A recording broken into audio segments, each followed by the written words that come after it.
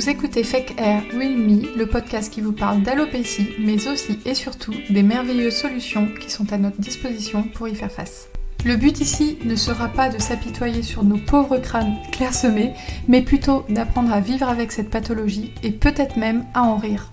Et si vous aimez les contenus légers et informatifs sur l'alopécie, n'hésitez pas à rejoindre la communauté Comme un diadème sur YouTube, Facebook et Instagram. Dans cet épisode, je vais aborder les réactions de l'entourage quand on envisage pour la première fois de porter un volumateur capillaire, voire même quand on est vraiment décidé dans sa tête à franchir le cap et qu'on en parle aux personnes proches généralement. On peut faire face à des réactions qui sont assez négatives et justement je vais vous donner quelques conseils pour gérer cela. Quand on envisage pour la première fois de porter un volumateur capillaire ou une perruque, déjà généralement c'est pas quelque chose qui se fait en 5 minutes comme ça sur un caprice, souvent c'est un cheminement psychologique qui va prendre plusieurs semaines, plusieurs mois, voire plusieurs années. Après ça dépend, moi j'ai des clientes qui me découvrent le samedi, qui achètent le dimanche sur YouTube, sur le site pardon, mais c'est assez rare finalement, généralement il y a quand même un chemin psychologique à faire qui prend un petit peu de temps. Et lors de ce chemin psychologique, il arrive qu'on ressente le besoin d'en parler aux proches. Moi, je sais que ça a été mon cas. Je ne vais pas vous raconter pour la énième fois que j'en ai parlé à ma mère très tôt quand j'ai appris l'existence des compléments capillaires et qu'elle a assez mal réagi. Vous avez assez entendu cette anecdote.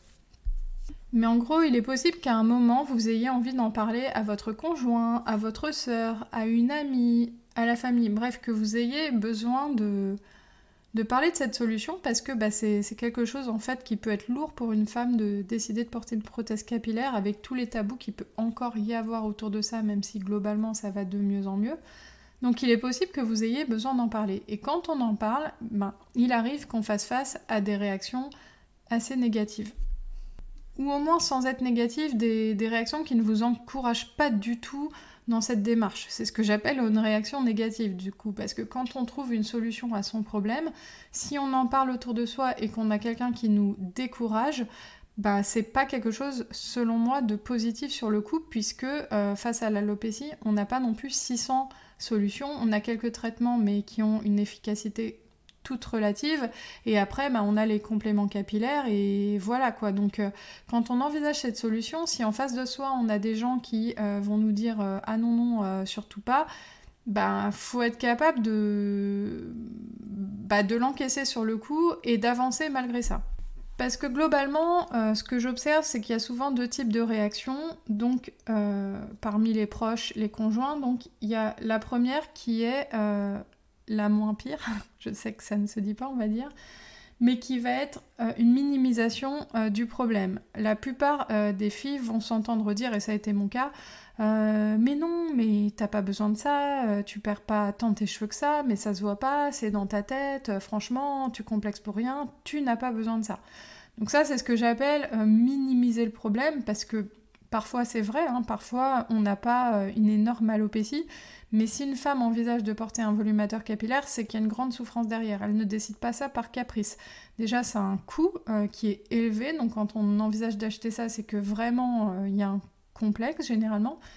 Et en plus, porter un volumateur capillaire, ça n'est pas anodin, c'est comme porter une prothèse de dents. Si on décide de porter une prothèse de dents, c'est pas juste pour se faire plaisir et pour avoir une dent plus blanche que les autres. C'est généralement qu'il nous manque une dent. Bon, après, il y a des gens qui font poser des facettes, c'est encore un autre débat. Mais bref, donc on a souvent cette première réaction qui est de minimiser, de nous dire que finalement, mais non, on n'a pas besoin de ça, que c'est dans notre tête, que, après tout, on n'est pas chauve. Moi j'ai entendu ça, c'est, non, mais c'est vraiment pour les gens qui perdent leurs cheveux, les perruques, les volumateurs, mais t'es pas chauve, t'as pas besoin de ça. Et donc l'autre type de réaction, ça va être un dénigrement plus ou moins évident de la solution. Mais souvent, ça va avec la première. Ça peut être une combinaison explosive des deux. Donc il y a des personnes qui vont pas juste se contenter de vous dire que non, vous n'avez pas besoin de ça. Il y a des personnes qui vont aussi vous faire comprendre que, mais sans vous le dire directement, mais vous allez le comprendre à la réaction, que porter une perruque ou un volumateur capillaire, c'est juste honteux, quoi, parce que justement, ils vont vous dire « Oh, mais vous avez pas porté ça, mais une perruque, mais un volumateur, mais... » Enfin, voilà, moi je vous dis, hein, c'est du vécu, donc je sais ce que c'est, et du coup, ça renvoie une image où on se dit « Bah ouais, là, ce que j'envisage, c'est vraiment très choquant, et du coup, généralement, on remet un peu l'idée de côté, parce que on sent que c'est quelque chose de honteux, même plus seulement pour nous, mais même pour les autres, du coup. Donc entrons dans l'analyse de ces personnes qui nous disent ces choses-là. Déjà, première chose, ils le font pas méchamment, et c'est important de le comprendre. Il faut pas leur en vouloir à vie, ils font pas ça méchamment. C'est juste que déjà l'alopécie, c'est pas eux qui l'ont, ils l'ont pas sur leur tête. Donc c'est sûr que les problèmes des autres, c'est toujours moins grave que ses propres problèmes.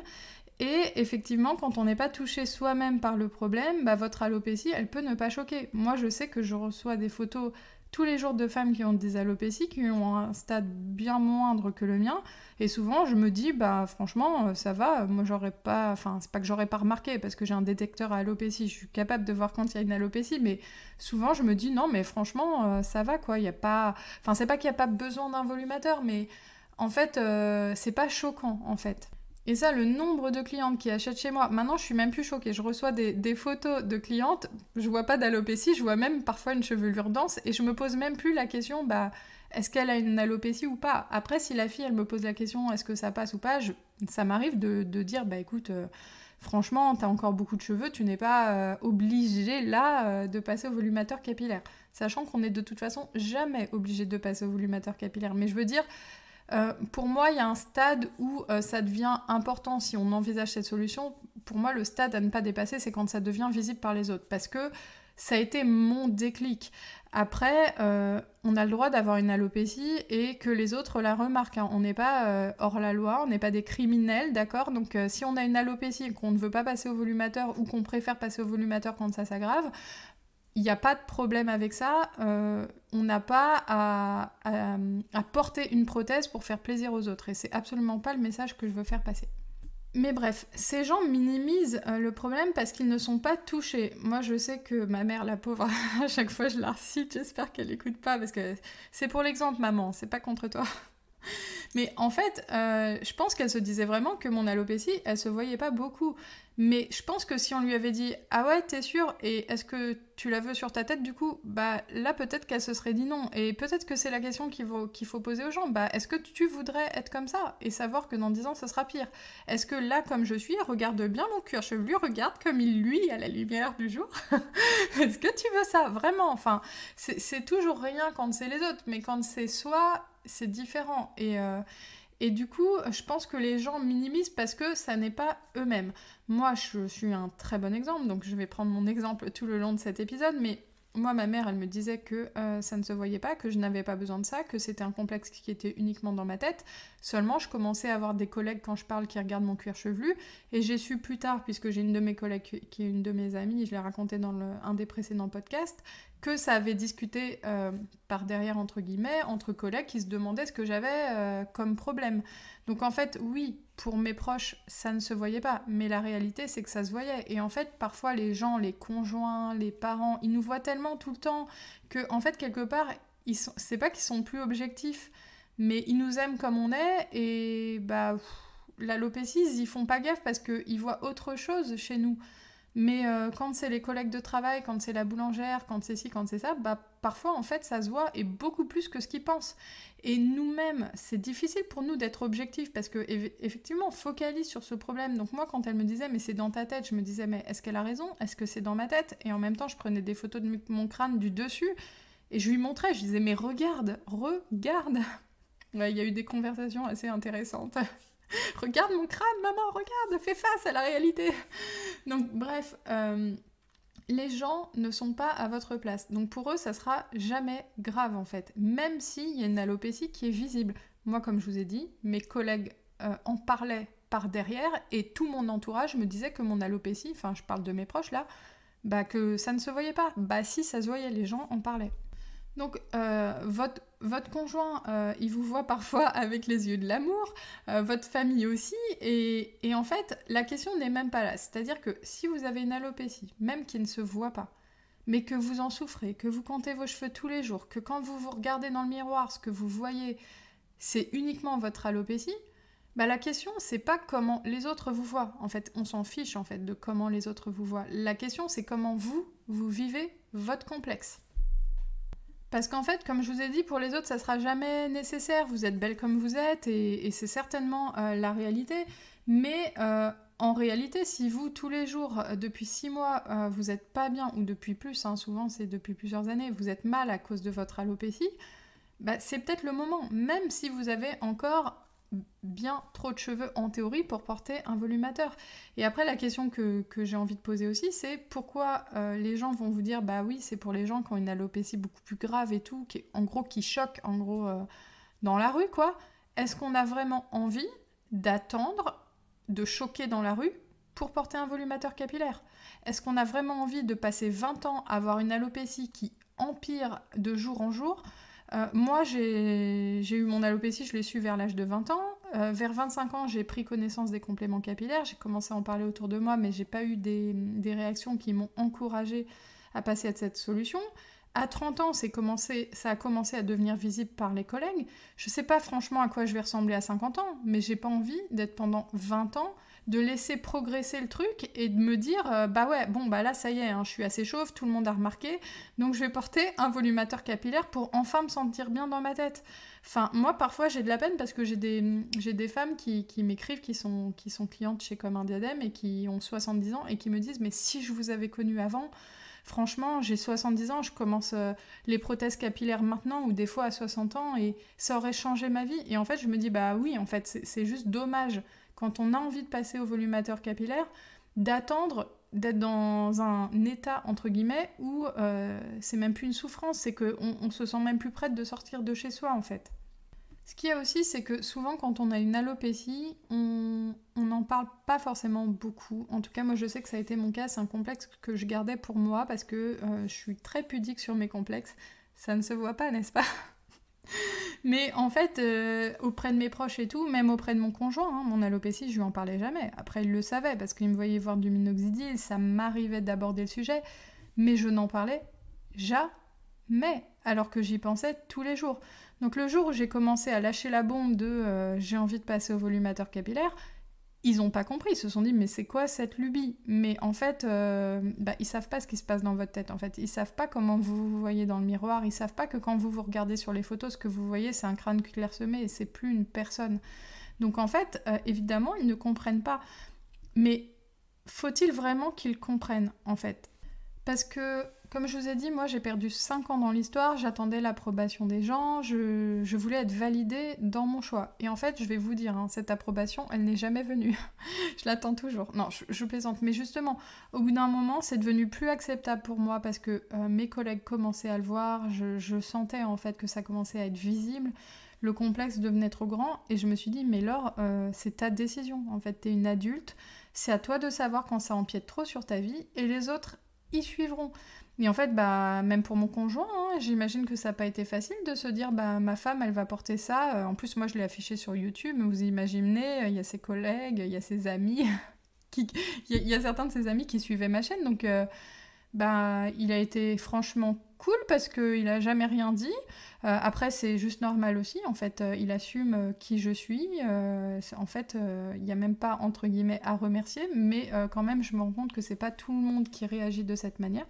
Mais en gros, l'approbation des autres, vous l'aurez pas forcément avant, donc il faut avancer, et ensuite, vous verrez que les gens suivront. Moi, maintenant, ma mère, c'est la première fan des volumateurs, elle arrête pas de me dire toujours « Oh là là, j'ai vu une fille dans le métro, je pense qu'elle avait besoin d'un volumateur, mais la pauvre, je comprends pas qu'elle passe pas au volumateur. » Et en fait, à chaque fois, je lui dis « elle a peut-être quelqu'un comme toi dans son entourage qui lui dit que c'est pas une solution pour elle. » Ou tout simplement, elle ne connaît pas, mais c'est vrai que les gens, ils suivront après quand ils verront que vous êtes à l'aise, que vous vous sentez mieux, que ça vous fait du bien. Alors ensuite, j'insiste aussi sur le premier essayage. Quand on essaye un volumateur pour la première fois, souvent on a du mal à le mettre et ça fait un résultat pas du tout naturel. Enfin, il faut quand même un petit coup de main.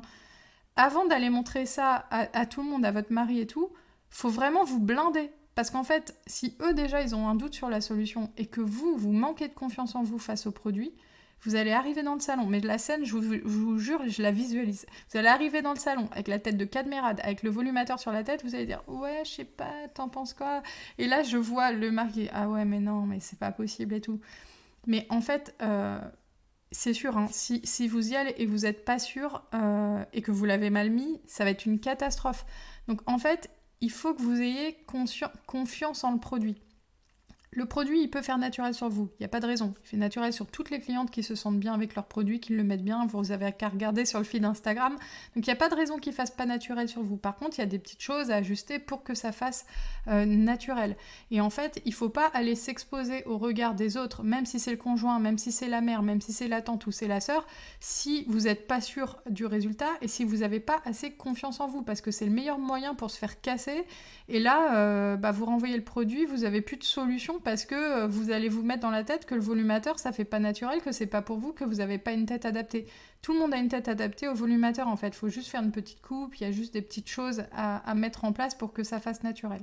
Après, il arrive, justement, quand on discute avec les personnes, et c'est justement la deuxième réaction négative dont je vous parlais, c'est que vous sentiez une critique de la solution, où vous sentez que pour la personne, c'est quelque chose de honteux de porter ça. Et faut pas leur en vouloir, parce qu'en fait, les volumateurs et les perruques, ça a été tabou ça a toujours été tabou, quoi, jusqu'à encore très récemment sur les réseaux. Ils sont pas forcément au courant de tout ce qui se passe. Ils savent pas que c'est en train de se démocratiser, qu'il y a des femmes jeunes qui en portent, qu'il y a plein de comptes Instagram qui fleurissent. Eux, ils se disent, c'est la perruque de cabaret de Dalida des années 70, et voilà, ma femme, elle va porter ça, ma fille, elle va porter ça, et c'est juste la honte. Donc ce que je vous conseille dans ces cas-là, c'est de montrer des posts Instagram. Vous pouvez aussi montrer mes vidéos où je porte les produits, où ça fait naturel. Et souvent, ça rassure un peu quand même de voir que c'est une jeune femme tout à fait normale, que ça n'est pas une paria de la société et que surtout le résultat fait naturel et que voilà et qu'on peut se sentir bien avec ces solutions-là. Mais si malgré ça, ils bloquent encore sur le produit, c'est les proches, en fait, c'est pas à eux d'avoir honte, c'est pas à eux de bloquer. Vous, ça fait 6 mois, 1 an, 10 ans que vous souffrez de votre alopécie.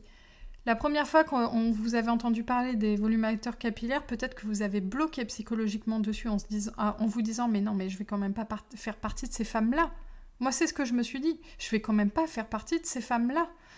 Et en fait, vous, dans votre tête, vous avez fait ce chemin de vous dire peut-être que c'est une bonne solution pour moi et peut-être que c'est acceptable. Et c'est pas un chemin qui se fait en 5 minutes. C'est un chemin d'acceptation qui prend du temps et qui psychologiquement n'est pas facile à faire, de se dire oui, je vais porter un toupet, je vais porter une perruque, je vais faire partie des gens qui masquent leur alopécie, qui ne sont pas vraiment eux-mêmes entre guillemets en société, même s'il ne faut pas le voir comme ça, mais je vous dis comment on peut se percevoir soi-même quand on envisage de porter ce type de produit. Vous avez fait le chemin, c'est vous qui en souffrez, c'est vous qui êtes mal à cause de ça. Vous trouvez votre solution, vous faites le chemin psychologique, c'est pas aux gens autour de vous bloquer ou de vous freiner. Même s'ils le font en toute bienveillance, bien sûr qu'ils le font pas méchamment, bien sûr qu'ils le font pas pour vous empêcher d'avancer. Mais en fait, vous avez fait le chemin, les autres suivront. Le rôle d'un proche, c'est de vous accompagner quand vous avez une difficulté. C'est de vous accompagner quand vous passez un cap compliqué dans votre vie. Passer à la prothèse capillaire, c'est pas anodin. Il doit, si vous avez envie de faire l'essai, vous encourager, ne pas vous décourager. Moi, je sais qu'il y a une époque où il m'est arrivé de recevoir... un jour, j'ai reçu une jeune femme chez moi qui devait avoir une 30aine d'années, qui est venue avec sa mère. Elle a essayé un volumateur chez moi. Il était magnifique, il lui allait super bien, ça faisait super naturel, c'était pile sa couleur. Et je voyais sa mère, mais je vous jure, qui était là en train de lui dire « Ouais, mais c'est pas exactement pareil, mais là ça va se voir. » Et alors que la fille, elle était contente du résultat, et franchement c'était nickel, enfin voilà. Il y avait une légère différence de texture à l'arrière, mais tellement légère que personne n'aurait jamais rien vu. Et c'était une femme qui avait une alopécie quand même très importante, donc elle était quand même 10 fois mieux avec le volumateur que sans, selon moi, même si c'est pas très body positif de dire ça. Mais voilà, ça la sublimait réellement. Et je voyais sa mère lui dire « Ouais, mais non, mais... Ah, je sais pas, non mais ça va se voir, non mais... » Et en fait, sa mère, elle projetait ses doutes, en fait, parce que je pense qu'elle avait peur, parce que moi, j'ai eu la même chose avec la mienne, même si, quand ma mère a vu le volumateur, elle a tout de suite très bien réagi, mais... En fait, une mère, elle va pouvoir éventuellement projeter ses propres doutes et se dire, bah, elle n'a pas envie que sa fille, elle se fasse griller, du coup, elle va analyser le silk comme un faucon... un œil de faucon, quoi. Elle va chercher le moindre truc. Mais en fait, les gens qui vous regardent avec un volumateur, ils vous regardent pas comme ça. Ils vous regardent juste comme une personne dans la rue. Ils sont pas en train de vous analyser. Et en fait, moi, ça me fait mal au cœur quand je vois parfois des proches. Je reçois des fois des mails de jeunes femmes qui me disent « Oui, mon conjoint, il m'a dit... moi, je trouvais que ça m'allait bien, enfin, que c'était bien, mais il m'a dit « Non, mais ça va pas du tout. Il est pas du tout prêt dans sa tête, donc je préfère le renvoyer. » Et moi, j'ai envie de pleurer quand je vois ça, je vous jure. Enfin, pleurer, c'est un mot un peu fort, mais j'ai envie de dire aux femmes, mais il faut qu'ils vous suivent, il faut qu'ils vous soutiennent, en fait. C'est pas à lui de pas être prêt. C'est pas à votre conjoint, à votre mari de pas être prêt, c'est pas à votre mère de pas être prête. C'est à vous d'être prête. Si vous êtes contente, si vous, ça vous plaît, c'est le plus important. Et en fait, au bout d'un moment, ils suivront. Ils vont trouver que ça vous va bien, ils vont s'habituer. Et en fait, parfois, ça prend même plusieurs mois. Moi, je me souviens, quand j'ai eu mes premiers volumateurs, je les mettais en plus dans la chambre, sur la tête de perruque, face au lit. C'était un petit peu glauque. Mon conjoint, il a eu un peu du mal au début, parce que forcément, une tête de perruque en liège avec des cheveux et tout en pleine nuit, ça fait un peu flipper. Mais en fait, évidemment, c'est un produit comme ça, tu le vois, c'est super glauque. Mais en réalité, quand tu t'y habitues après tous les jours, tu trouves plus ça glauque. Et en fait, c'est pareil pour les conjoints. Au bout d'un moment, ils s'habituent au produit et au bout d'un an, ça les choquera plus du tout que vous portiez un volumateur. Ils auront plus du tout honte de ça. Et surtout, ce qui est important, je pense, c'est que vous méritez d'avoir du soutien dans cette démarche. Vous méritez d'être accompagné. Et n'hésitez pas à leur dire concrètement: voilà, c'est pas facile pour moi d'envisager ça. J'ai une alopécie, j'en souffre depuis 10 ans. Je trouve une solution pour moi, j'ai besoin de soutien. J'ai besoin de ne pas être découragée. J'ai besoin qu'on m'aide à avancer. J'espère que cet épisode vous a plu. Si c'est le cas, n'hésitez pas à le commenter, à venir m'en parler sur les réseaux sociaux, sur Instagram et sur Facebook en message privé ou sur le mail de Comme un Diadème. Je mettrai toutes les références en dessous en description. Et je vous dis à bientôt pour un prochain épisode.